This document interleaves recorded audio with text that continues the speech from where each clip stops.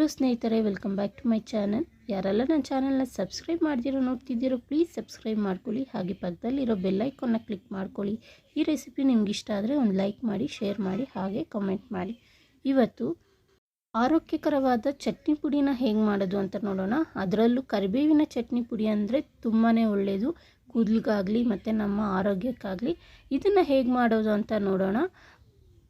ಇದಕ್ಕೆ ನಾನಿಲ್ಲಿ ಒಂದು ಬೌಲ್ನಷ್ಟು ಕರಿಬೇವನ್ನ ತೊಗೊಂಡಿದ್ದೀನಿ. ಇದನ್ನು ಕ್ಲೀನ್ ಮಾಡಿ ತೊಳೆದು ಒಣಗಿಸ್ಕೊಂಡಿದ್ದೀನಿ ನೆರಳಲ್ಲಿ.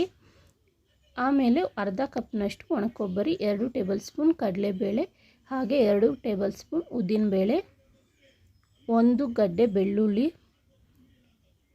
ಒಣಮೆಣಸಿನ್ಕಾಯಿನ ತೊಗೊಂಡಿದ್ದೀನಿ, ಅಂದರೆ ಬ್ಯಾಡಗಿ ಮೆಣಸಿನ್ಕಾಯಿ 10 ತೊಗೊಂಡಿದ್ದೀನಿ, ಹುಣಸೆ ಹಣ್ಣು ಸ್ವಲ್ಪ, ಬೆಲ್ಲ ಸ್ವಲ್ಪ.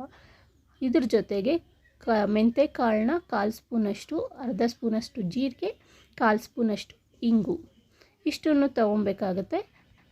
ಈಗ ಒಂದು ಪ್ಯಾನ್ನ ಬಿಸಿ ಮಾಡಿ ಕರಿಬೇವನ್ನ ಹಾಕ್ಕೊಂಡು ಈ ರೀತಿ ಹುರ್ಕೊಳ್ಬೇಕು. ಈ ರೀತಿ ಕಲರ್ ಚೇಂಜ್ ಆಗ್ತಾ ಬರುತ್ತೆ. ಮೀಡಿಯಮ್ ಫ್ಲೇಮಲ್ಲೇ ಹುರ್ಕೊಳ್ಬೇಕು ಸ್ನೇಹಿತರೆ. ಈಗ ನೋಡಿ ಎಲ್ಲ ಕಲರ್ ಚೇಂಜ್ ಆಗಿದೆ. ಈಗ ಕೈಯಲ್ಲಿ ಮುರಿದು ನೋಡಿದ್ರೆ ಅದು ಕ್ರಿಸ್ಪಿಯಾಗಿ ಅನಿಸುತ್ತೆ ನಮಗೆ, ಎಲ್ಲ ಈ ರೀತಿ ಕ್ರಷ್ ಆಗುತ್ತೆ. ಸೊ ಈ ರೀತಿ ಆದಾಗ ನಾವು ಎತ್ಬಿಡಬೇಕು. ಈಗ ಅದೇ ಪ್ಯಾನ್ಗೆ ಕಡಲೆಬೇಳೆ ಹಾಕ್ಕೊಂಡು ಹುರ್ಕೊಳ್ಬೇಕು. ಕಡಲೆಬೇಳೆ ಸ್ವಲ್ಪ ನಿಧಾನ ಹುರಿಯೋದು, ಅದಕ್ಕೆ ಎಲ್ಲನೂ ನಾನು ಸಪ್ರೇಟಾಗಿ ಹುರ್ಕೊಳ್ತಾ ಇದ್ದೀನಿ. ಈಗ ಅದೇ ಪ್ಯಾನ್ಗೆ ಉದ್ದಿನಬೇಳೆ ಹಾಕ್ಕೊಂಡು ಹುರ್ಕೊಳ್ಬೇಕಾಗುತ್ತೆ. ಕಲರ್ ಚೇಂಜ್ ಆಗಿದ ತಕ್ಷಣ ನಾವು ತೆಗೆದುಬಿಡಬೇಕು. ಜಾಸ್ತಿ ಕಪ್ ಮಾಡೋಕ್ಕೆ ಹೋಗಬಾರ್ದು, ಟೇಸ್ಟ್ ಚೆನ್ನಾಗಿ ಬರೋದಿಲ್ಲ, ಅದಕ್ಕೋಸ್ಕರ. ಈಗ ಮೆಂತ್ಯ ಕಾಳನ್ನ ಹಾಕ್ಕೊಂಡು ಹುರ್ಕೊಳ್ಬೇಕು. ಕಲರ್ ಚೇಂಜ್ ಆದಮೇಲೆ ತೆಗೆದುಬಿಡಬೇಕಾಗುತ್ತೆ. ಈಗ ಇದಾಗಿದೆ. ಇದನ್ನು ತೆಗೆದು ಜೀರಿಗೆ ಹಾಕಿ ಹುರ್ಕೊಳ್ಬೇಕಾಗುತ್ತೆ. ಜೀರಿಗೆದು ಕಲರ್ ಚೇಂಜ್ ಆದಾಗ ತೆಗೆದುಬಿಡಬೇಕು. ಈ ರೀತಿ ಒಂದೊಂದೇ ಹಾಕ್ಕೊಂಡು ಹುರ್ಕೊಳ್ಬೇಕು. ಒಂದೊಂದು ಟೈಮಿಂಗ್ ಒಂದೊಂದು ಥರ ಇರುತ್ತೆ ಸ್ನೇಹಿತರೆ. ಒಂದು ಬೇಗ ಹುರ್ಕೊಳ್ಬೋದು, ಒಂದು ಲೇಟ್ ಆಗುತ್ತೆ. ಸೊ ಅದರಿಂದ ಎಲ್ಲ ಸಪ್ರೇಟಾಗಿ ಹುರ್ಕೊಳ್ಬೇಕು. ಈಗ ಬ್ಯಾಡಗಿ ಮೆಣಸಿನ್ಕಾಯಿ ಹಾಕಿ ಹುರ್ಕೊಳ್ಬೇಕಾಗತ್ತೆ. ಹುರ್ಕೊಳ್ಳೋದಂದರೆ ಬಿಸಿ ಮಾಡಬೇಕಷ್ಟೇ. ಇದ್ರ ಜೊತೆಗೆ ಒಣ ಕೊಬ್ಬರಿನೂ ಹಾಕ್ಕೊಂಡು ಬಿಸಿ ಮಾಡ್ಕೊಳ್ತಾ ಇದ್ದೀನಿ. ಇದೇನು ಕಲರ್ ಚೇಂಜ್ ಆಗೋವರೆಗೂ ಇರೋ ಅಂಥ ಅವಶ್ಯಕತೆ ಇಲ್ಲ. ಇದ್ರ ಜೊತೆಗೆ ಬೆಳ್ಳುಳ್ಳಿ ಎಲ್ಲ ಹಾಕ್ಕೊಂಡು ಸುಮ್ಮನೆ ಹಂಗೆ ಬಿಸಿ ಮಾಡ್ಕೊಳ್ಬೇಕು, ಜಾಸ್ತಿ ಹುರಿಯೋಕ್ಕೂ ಹೋಗಬಾರ್ದು. ಈಗ ಇದಾಗಿದೆ. ಈಗ ಆಫ್ ಮಾಡಿ ಸ್ಟವ್ನ ಸ್ವಲ್ಪ ಹೊತ್ತು ಎಲ್ಲ ಆರಕ್ಕೆ ಬಿಟ್ಬಿಡಬೇಕಾಗುತ್ತೆ.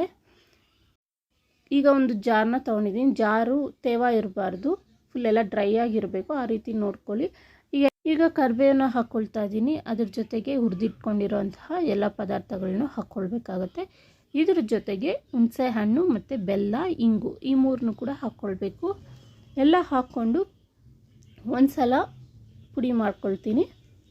ಊಟದಲ್ಲಂತೂ ನಾವು ಕರಿಬೇವನ್ನ ಹಾಕಿದ್ರೆ ಎತ್ತಿ ಸೈಡಿಗೆ ಬಿಸಾಕ್ತೀರಿ. ಅದೇ ಈ ರೀತಿ ಮಾಡ್ಕೊಂಡು ತಿನ್ನೋದ್ರಿಂದ ಅದರಲ್ಲಿರೋಂಥ ಕಂಟೆಂಟ್ ನಮ್ಮ ಬಾಡಿಗೂ ಹೋಗುತ್ತೆ, ನಾವು ಆರೋಗ್ಯವಾಗಿರ್ತೀವಿ, ನಮ್ಮ ಕೂದಲು ಕೂಡ ಚೆನ್ನಾಗಿ ಬೆಳೆಯುತ್ತೆ. ಈಗ ಇದಕ್ಕೆ ಕಲ್ಲುಪ್ಪು ಹಾಕ್ಕೊಳ್ತಾ ಇದ್ದೀನಿ. ಕಲ್ಲುಪ್ಪು ಹಾಕ್ಕೊಳ್ಬೋದು ಅಥವಾ ಪುಡಿ ಉಪ್ಪನ್ನು ಹಾಕ್ಕೊಳ್ಬೋದು. ಈ ರೀತಿ ರುಬ್ಕೊಂಡು ಬರಬೇಕಾಗುತ್ತೆ. ಜಾಸ್ತಿ ಫೈನ್ ಪೌಡ್ರ್ ಮಾಡೋಕ್ಕೆ ಹೋಗಬಾರ್ದು, ತರ್ತರಿಯಾಗಿದ್ರೇ ಚೆನ್ನಾಗಿರೋದು ಚಟ್ನಿ ಪುಡಿ ಎಲ್ಲ. ಈ ರೀತಿ ತರ್ತರಿಯಾಗಿ ರುಬ್ಕೊಂಡ್ಮೇಲೆ ಚಟ್ನಿ ಪುಡಿ ರೆಡಿಯಾಗುತ್ತೆ. ನೋಡಿದ್ರಲ್ಲ ಈಸಿಯಾಗಿ ಚಟ್ನಿ ಪುಡಿ ಹೇಗೆ ಮಾಡೋದು ಅಂತ. ಈ ರೆಸಿಪಿ ಇಷ್ಟ ಆದರೆ ಒಂದು ಲೈಕ್ ಮಾಡಿ, ಶೇರ್ ಮಾಡಿ, ಹಾಗೆ ಕಾಮೆಂಟ್ ಮಾಡಿ. ಈ ವಿಡಿಯೋ ನೋಡೋದಕ್ಕೆ ಧನ್ಯವಾದಗಳು ಸ್ನೇಹಿತರೆ. Thanks for watching.